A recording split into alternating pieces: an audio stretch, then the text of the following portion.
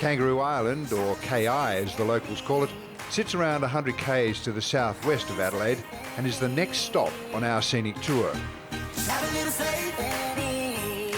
Almost half the island was affected by the 2019-2020 bushfires, but they are open for business and very keen for visitors.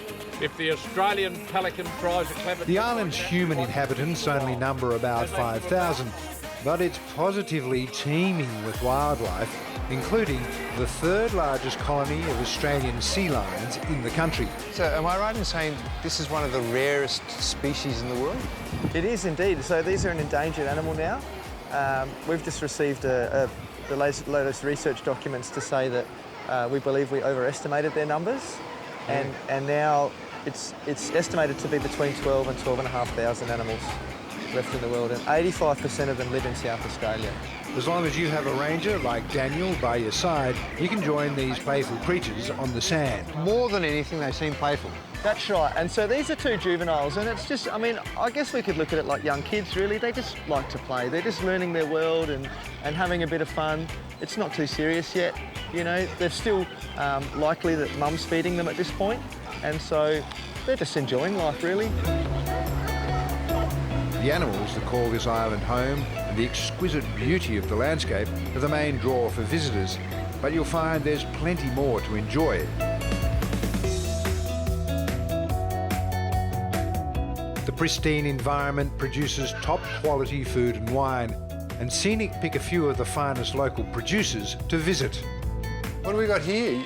Gin and more gin. KI Spirits is a boutique distillery producing award-winning spirits, but is best known for its gin. Most of our gins are based on a London style, but with a contemporary twist.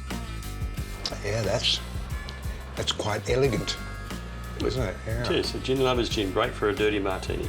Once you've tested out their 5 varieties of premium gin, you can try your hand at crafting your own. What we've got here is a whole selection of separately distilled botanicals. Flavours.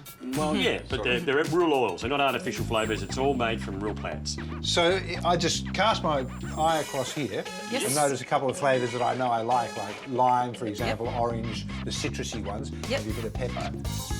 A little bit of this, a touch of that, a dash of courage, voila. Oh, that's tasting like gin. Actually tastes like gin. Yeah. I'm a genius at this. 2 drops of essence of terror and we're away. I don't want to mess around with that. Fine, perfect. Okay. And to celebrate my newfound talent, a cheeky little G&T. And here is your finished product. Range gin. It's even a really classy label, fittingly. Absolutely, of course. Absolutely, Yeah. absolutely. To go with the product, yes. Now that you're a qualified gin maker, you have to have the classy label to suit the product.